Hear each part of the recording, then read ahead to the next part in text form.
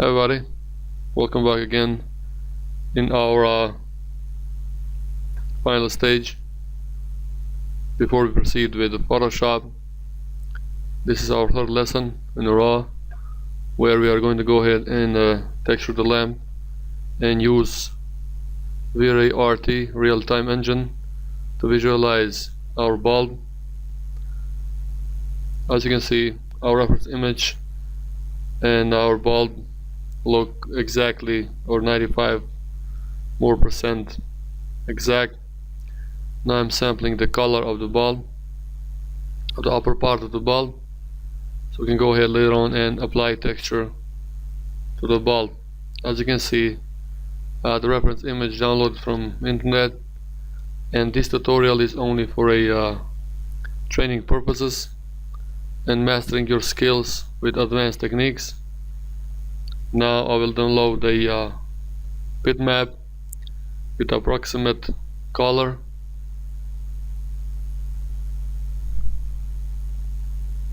which one is going to be used as a bump map also, because remember, when you use the same texture, you always have to use the same bitmap as a bump map for your project. This tutorial, as I said, is going to cover up the basics and advanced V-Ray settings to optimize for high quality render in the end. And the last lesson is going to cover up Photoshop and Red Giant's plugin to apply color correction to our lamp. Now I just need to find where I save my bitmap, and I will apply the bitmap to the upper part of the lamp, make it visible. These techniques are optimized to be fast, accurate, and we'll just add a box modifier, because from this perspective we have only a front render that we are going to go ahead and do in the end. Just checking my reference image and taking Fresnel and adding some reflection to the material, and the reflection glossiness is gonna go low with subdivision of 32. As I said, keep in mind that whenever you want to render high quality 3D model, bumping subdivision is going to only cause a slow rendering time, but the quality is higher, of course. So that's the trade-off you have to be ready to pay. I'm just shifting the color a little bit here. Actually, I'm creating the material for a lamp, and V-Ray light material is going to be applied to the wire. We'll go ahead and create V-Ray material, light material, and we'll select the color, because as you can see we have a orange-like light coming from those wires. So we'll just bump up the level a little bit here and apply the material. Now we'll choose the wires, and they don't need to be UW mapped or unwrapped because they are tiny. So we'll create metallic material because they are silver-like material or metal, and take Fresnel and reflection. I'm going to go low a little bit. I did not add any subdivisions, as you can see, because adding subdivisions in this tiny object from a camera perspective is going to only waste unnecessary time for the render engine. I'll apply the same material, these two wires here, unhide all. These are fast techniques where you can very quickly become a 3D visualizer. Just go ahead and create material for those two wires. It's gonna be goldish like, and we will apply a bump material later on from our texture library. And now we'll copy diffuse to the reflection, make a copy, and lower reflection, and get that goldish like material. And as you can see, I always start with subdivision of 32. That is going to eliminate the render noise in the end when you commence or you finish your render. Now I go ahead and find a bump map, select that one and apply it, and add a, as you can see, we just applied the material but it's not showing on the wires because that is going to be our quiz question.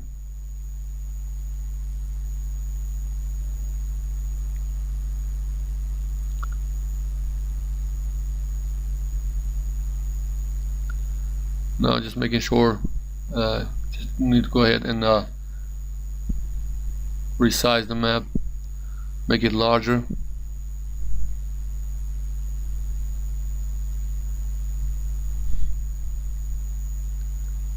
Just go ahead and tweak material a little more, make it darker, the reflection. And now as you can see, we have a good finished model. Now we'll go ahead and proceed with the rendering engine with V-Ray 3.0.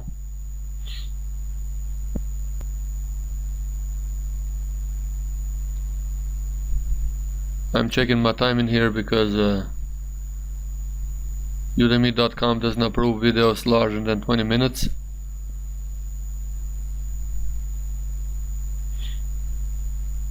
And this thing has to be finished under 20 minutes mark. I'm creating a V-Ray camera. I'm not changing anything, just setting the viewport to the V-Ray camera.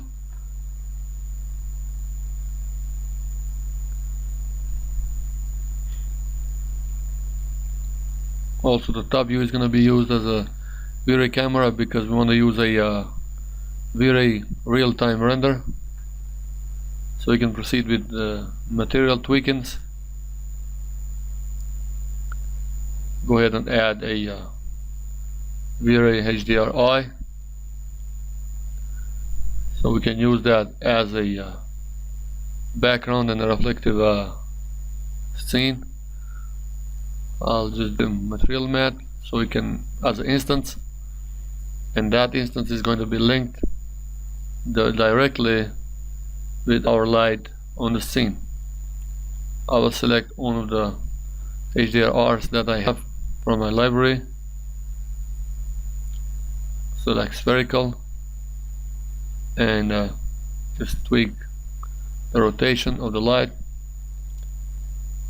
and go ahead and proceed with RT, or real-time render. One of the benefits of RT is that you can see your materials in real time, even though you have to have a very powerful PC. As you can see, I just need to go ahead and add some power to the light,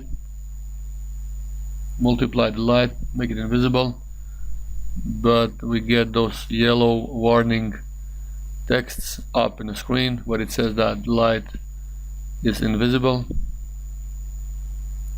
and they need to correct that.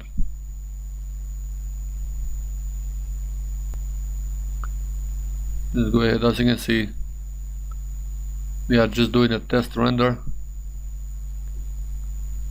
with RT and tweaking the map to get that good looking reflectance that we seek. One more time.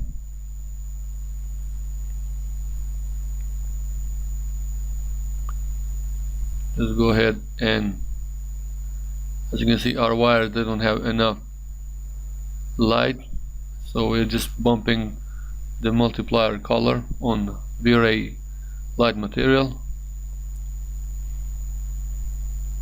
and I will select one of the materials from my pre-made glass material and add it to the light bulb. I'll delete the V-Ray and just see how much reflectance or light is given off from the wires. As I said, V-Ray RT is good for testing the initial scenes, but it also can be used for as an image renderer. That will be covered up in our next lessons.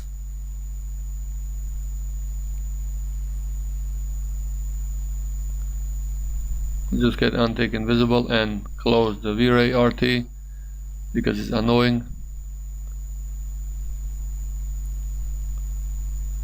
Now we just added a V-Ray plane light. Add size, because we use image, reference image in this case. So what I'm trying to do here is we are together trying to get a optimized picture that has a approximate look according to the reference image. I just duplicated the V-Ray light and converted it to a spherical light, and I will go ahead and change temperature here so we can get that orange-like or reddish-like light, which is more natural in this case than the pure white light.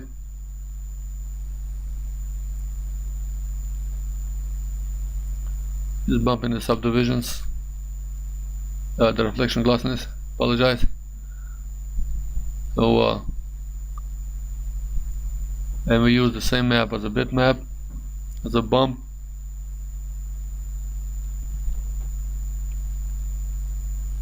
And go ahead and just see how is our rendering commencing on our screen. I'll close that. So as I said, we are just optimizing our scene here for our final render. So we'll go ahead and tweak our scene and our materials here. Now I'll add a bitmap to the reflection slot, even though later on I will remove that because I will add it to a reflection glossiness, and also I might add it to a diffusion slot. So now I'll just make it visible on the screen here, and I will add UW modifier. As I said, scene optimization is very important for your final render. So V-Ray RT has that advantage in this case, where you can see beforehand your render process. So it's very important sometimes to use that. In old days I used to use a V-Ray also, but it will consume a whole lot of time, and even if you would commence with the rendering, in the end you will not like that what you did, so you would go ahead and undo a lot of things and then commence also with the rendering, and that would consume a lot of time.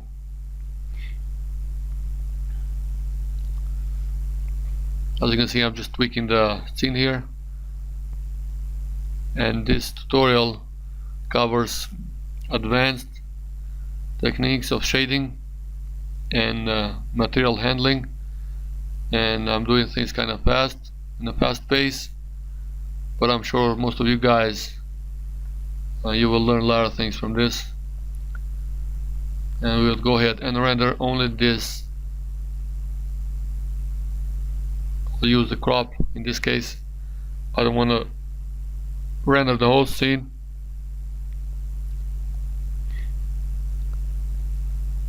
I'm just changing the simple things on the V-Ray. Noise threshold is going to be 0.05, and I'm not tweaking a lot of things.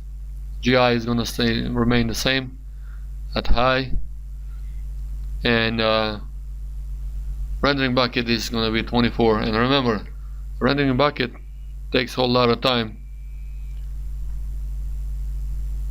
so the larger is the bucket, the more time is going to take to render the scene.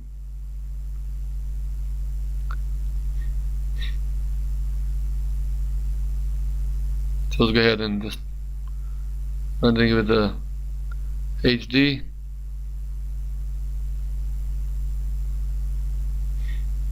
Just making this, and I might cancel the render because for the trained eye, and if, especially have spent a lot of time with the V-Ray, you might get a first feel and understand what's happening in the scene. So canceling render in the process, in the do process, you might see what's going on with your materials. So canceling sometimes is better than proceeding with a rendering all the way down to the end, because it's going to consume my time. My last render time for the final scene, for my final scene, which is gonna be paused here, is like 4 hours for the light bulb with optimized settings of the V-Ray, because the glass is very expensive in V-Ray. It takes a whole lot of time, unlike other materials that can be rendered very fast. And you do not crack up the subdivisions in glass. You just leave them the way they are.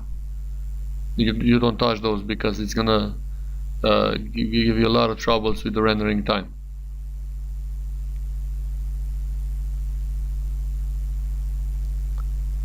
Now we'll add a shell modifier to the wires, because they are too thin and they do not show up in our render. So I'll go ahead and use shell modifier so I can add some thickness to the wires. With thicken and unthicken, you can see the difference now. And also our light bulb glass material has those imperfections all over the surface.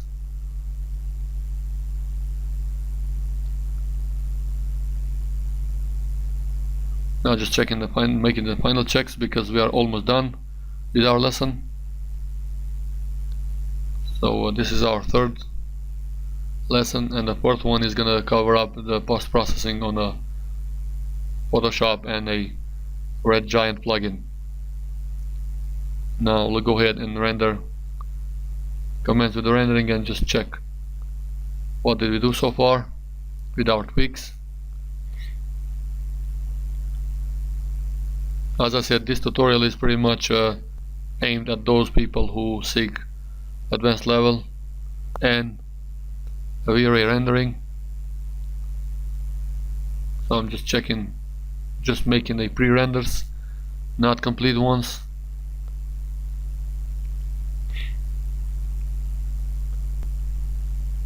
V-Ray engine is very powerful rendering engine, and gives fast and good results.